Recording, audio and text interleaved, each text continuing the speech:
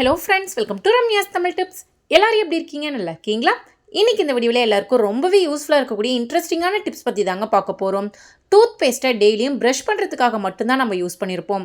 ஆனால் இந்த டூத் பேஸ்ட்டை வச்சு வீட்டில் எந்தெந்த விஷயங்களை ஈஸியாக செஞ்சு முடிச்சுக்கலாம், இதனால் பணத்தை எப்படி மிச்சப்படுத்தலாம், நம்மளோட வேலையை எப்படி சுலபமாக்கலாம் அப்படின்னு சொல்லி தான் இந்த வீடியோவில் நம்ம பார்க்க போகிறோம். வீடியோவை ஸ்கிப் பண்ணாமல் ஃபுல்லாக பாருங்கள்.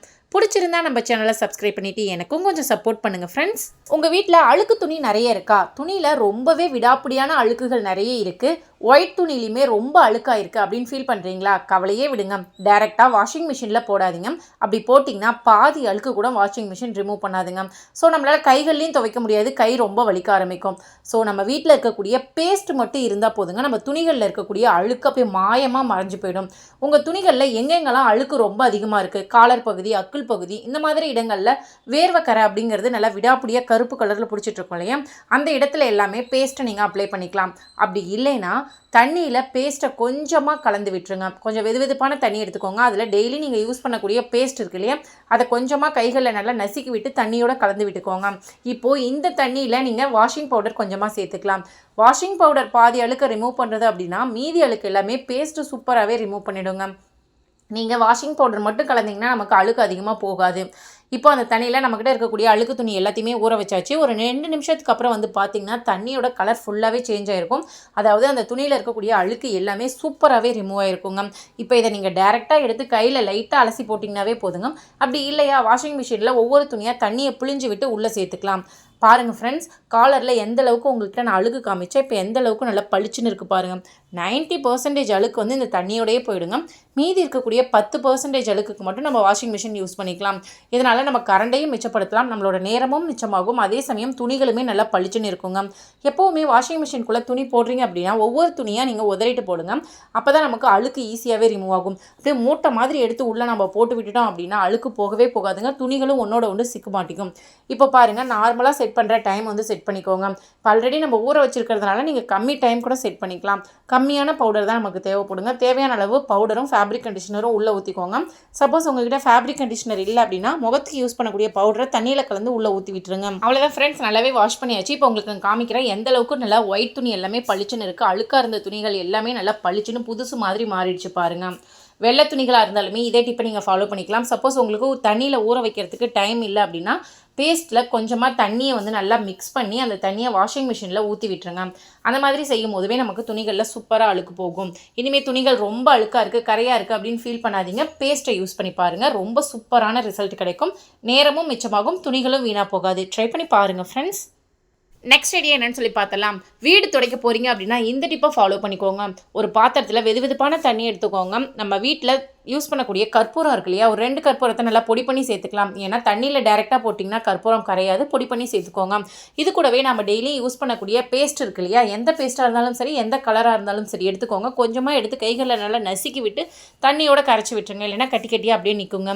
அவ்வளோதாங்க, நம்ம வீடு க்ளீன் பண்ணுறதுக்கு ஒரு சூப்பரான லிக்விட் ரெடி ஆகிடுச்சு. இதை வச்சு நம்ம வீடு துடைக்க போகிறது இல்லைங்க, வீட்டு சுவர்லெல்லாம் துடைக்க போகிறோம். ஏன்னா சுவரில் பார்த்திங்கன்னா பள்ளி, அந்த எட்டுக்கால் பூச்சி, ஒட்டடை, இந்த மாதிரி பிரச்சனைலாம் இருக்கும் இல்லையா. நம்ம ஒவ்வொரு முறையும் நம்ம ஒட்டடை அடிக்க தேவையே இல்லைங்க. இந்த டிப்பை ஃபாலோ பண்ணிக்கிட்டீங்க அப்படின்னா மாதத்துக்கு ஒரு முறை நீங்கள் க்ளீன் பண்ணால் போதும். காட்டன் துணி எடுத்துக்கோங்க, இந்த தண்ணியில் போட்டு நல்லா நனைச்சி புளிஞ்சு எடுத்துக்கோங்க. இப்போ நம்ம வீடு படுக்கிற தொடப்பம் இருக்கு இல்லையா, அந்த தொடப்பத்தை எடுத்துக்கோங்க. அதில் இந்த துணியை ஃபுல்லாகவே சுற்றி விட்டு ஒரு ரப்பர் பேண்ட் அப்படி இல்லைன்னா கயிறு போட்டு கட்டிக்கலாம், இல்லைன்னா சேஃப்டி பின் போட்டு நல்லா செக்யூர் பண்ணிக்கோங்க. இப்போ சுவரோட ஓரங்களில் மேல் பகுதி எல்லாத்துலேயுமே இந்த துணியை வச்சு நல்லா தொடச்சி விட்டிங்கன்னா போதுங்க. நம்ம வீட்டில் பள்ளி தொந்தரவு, கரப்பாம்பூச்சி தொந்தரவு, எட்டுக்கால் பூச்சி, ஒட்டடை பிரச்சனை எதுவுமே இருக்காதுங்க. ட்ரை பண்ணி பாருங்கள், பிடிச்சிருந்தா ஃபாலோ பண்ணி பாருங்கள் ஃப்ரெண்ட்ஸ்.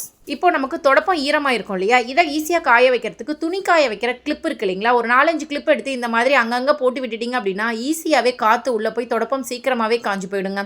வெயிலில் தான் காய வைக்கணும்னு இல்லைங்க, வீட்டுக்குள்ளேயே நம்ம காய வச்சு எடுத்துக்கலாம். ட்ரை பண்ணி பாருங்கள் ஃப்ரெண்ட்ஸ். நெக்ஸ்ட், நம்ம வீட்டில் இருக்கக்கூடிய சோஃபா, பெட்டெல்லாம் பார்க்குறதுக்கு நல்லா க்ளீனாக இருக்க மாதிரி தெரியும். ஆனால் அதில் இருக்கக்கூடிய அழுக்கு அப்படிங்கிறது நம்ம கண்ணுக்கே தெரியாதுங்க. அதை எப்படி ஈஸியாக க்ளீன் பண்ணுறது அப்படின்னு சொல்லி தாங்க பார்க்க போகிறோம். ஒரு அகலமான பாத்திரத்தில் கொஞ்சமாக தண்ணி எடுத்துக்கோங்க. அது கூடவே கொஞ்சமாக நீங்கள் பேக்கிங் சோடா சேர்த்துக்கோங்க. நெக்ஸ்ட்டு நம்ம டூத் பேஸ்ட் இருக்கு இல்லையா, எந்த டூத் பேஸ்ட் வேணாலும் நீங்கள் எடுத்துக்கலாங்க. இது நல்லாவே கைகளில் நசுக்கி விட்டு இந்த மாதிரி தண்ணியோடு சேர்த்துக்கோங்க. நெக்ஸ்ட்டு உங்கள் வீட்டில் ஃபேப்ரிக் கண்டிஷனர் ஏதாவது இருந்தால் எடுத்துக்கலாம், அப்படி இல்லைனா டெட்டால் கூட நீங்கள் எடுத்துக்கலாம். கொஞ்சமாக இந்த தண்ணியோட மிக்ஸ் பண்ணி விட்டுருங்க. அவ்வளோதாங்க, பெட்டு சோஃபாலாம் க்ளீன் பண்ணக்கூடிய லிக்விட் நமக்கு சூப்பராகவே ரெடி ஆகிடுச்சுங்க. இப்போ இதை க்ளீன் பண்ணுறதுக்காக நம்ம என்ன யூஸ் பண்ண போகிறோம் அப்படின்னு பார்த்தீங்கன்னா, நம்ம ஹாட் பாக்ஸோட மூடி தாங்க யூஸ் பண்ண போகிறோம். இப்போ ஒரு ஒயிட் கிளாத் எடுத்துக்கிறேங்க, நல்லா காட்டன் கிளாத்தாக எடுத்துக்கோங்க. அப்போ தான் எவ்வளோ அழுக்கு இருக்குது அப்படிங்கிறது நமக்கு தெரியும். இப்போது ஹாட் பாக்ஸோட மூடி எடுத்து அந்த ஒயிட் கிளாத் வந்து தண்ணியில் போட்டு நனைச்சோம் இல்லையா, அதை நல்லா புழிஞ்சு விட்டுக்கோங்க. இப்போ அடியில் கிளாத்தை போட்டுட்டு அதுக்கு மேலே ஹாட் பாக்ஸ் மூடி வச்சுக்கோங்க. எதுக்காக ஹாட் பாக்ஸ் மூடி எடுத்துருக்கோம் அப்படின்னா, அதோட மேலே கை பிடிக்கிற மாதிரி இருக்கும் இல்லையா, ஈஸியாக க்ளீன் பண்ணுறதுக்கும் நமக்கு ஈஸியாக இருக்குங்க. இப்போ இதை வச்சு ஃபுல்லாகவே பெட்டு ஃபுல்லாகவே தேய்க்க போகிறோங்க. நம்ம சேரு டேபிள்லாம் தண்ணி ஊற்றி கழுவுற மாதிரி பெட்டு தலகாணிலாம் நம்மளால் க்ளீன் பண்ண முடியாது இல்லையா. ஸோ இந்த மெத்தட் நீங்கள் வந்து ஃபாலோ பண்ணிக்கலாம். சோஃபாவுக்கும் இதை நீங்கள் வந்து ஃபாலோ பண்ணிக்கலாங்க.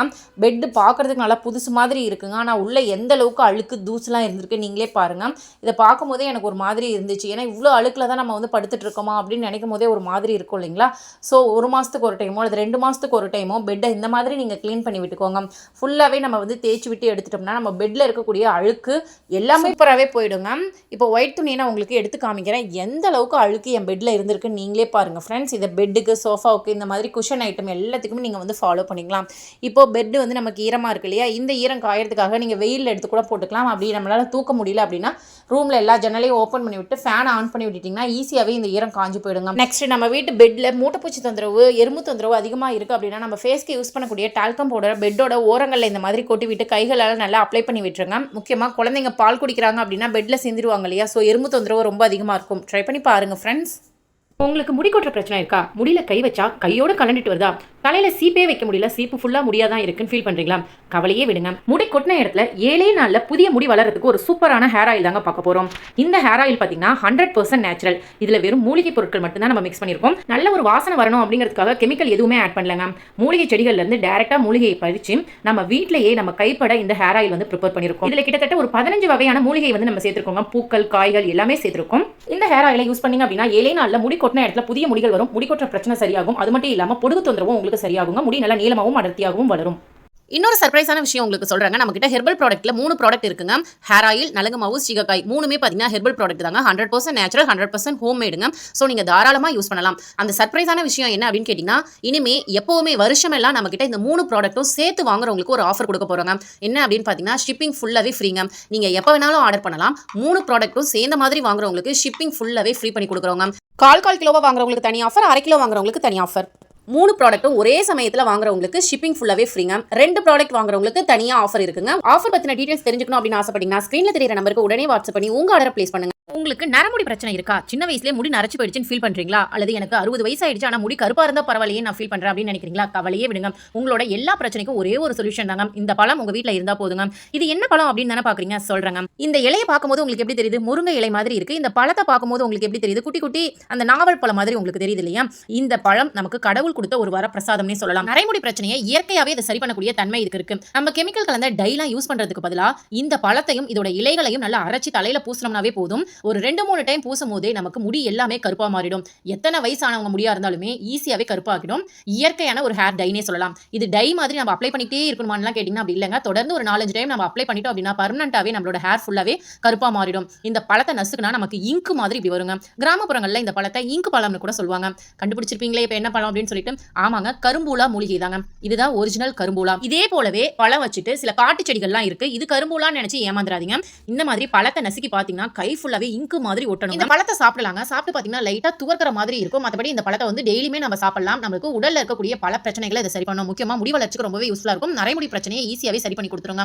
எனக்கு தேவையான அளவு ஹேர் ஆயில் ரெடி பண்றதுக்கு நான் கரும்புலா இலைகளையும் பழங்களையும் பறிச்சு எடுத்துட்டேங்க.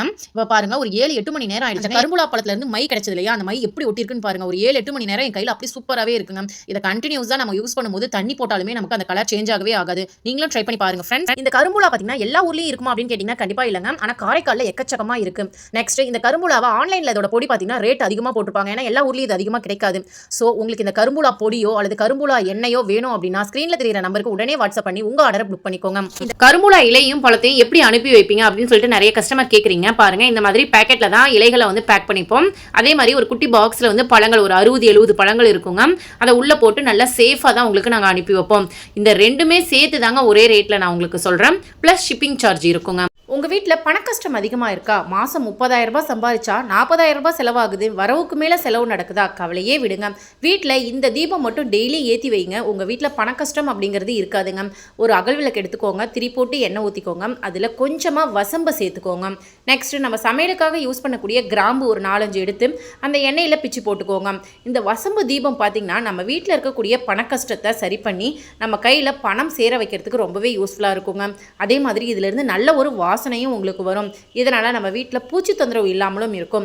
உங்கள் வீட்டில் கொசு தொந்தரவு அதிகமாக இருக்குது, பள்ளி தொந்தரவு அதிகமாக இருக்குது அப்படின்னா இந்த வசம்பு தீபத்தை ஏற்றி வச்சு தீக்குச்சி ஒரு 2-3 அந்த எண்ணெயில் படுற மாதிரி நீங்கள் போட்டு விட்டுருங்க. மருந்தோட இந்த தீக்குச்சியில் சல்ஃபர் இருக்கிறதுனால உங்கள் வீட்டில் கொசு தொந்தரவு பூச்சி தொந்தரவு அப்படிங்கிறது இருக்காதுங்க.